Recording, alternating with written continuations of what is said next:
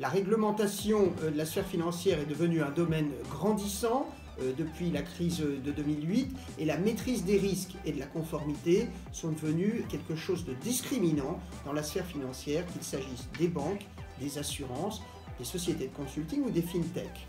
Ces réglementations prennent un caractère obligatoire. Elles couvrent de très nombreux domaines, qu'il s'agisse des risques opérationnels, qu'il s'agisse des risques de conformité, tels que par exemple la prévention de la corruption, la prévention du blanchiment, etc. L'ambition de ce programme est de permettre aux étudiantes et aux étudiants de se familiariser avec ces trois grands domaines que sont 1. La maîtrise des risques, 2. La maîtrise des contrôles permanents, 3. La maîtrise des risques de conformité.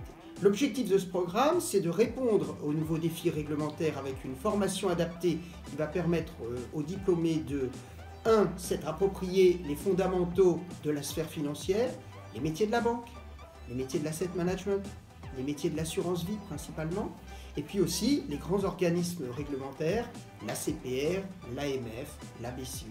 Les cours vont être extrêmement variés, avec des cours notamment sur l'appréhension des risques géopolitiques, pour une ouverture sur le monde, et également des risques tels que la cybersécurité, et puis bien entendu des cours plus traditionnels tels que l'audit interne, de conformité. L'objectif, c'est d'être aligné avec les attentes des recruteurs, je répète, de la sphère financière en général, les banques, les compagnies d'assurance, les asset managers, les consultants, les fintech, etc.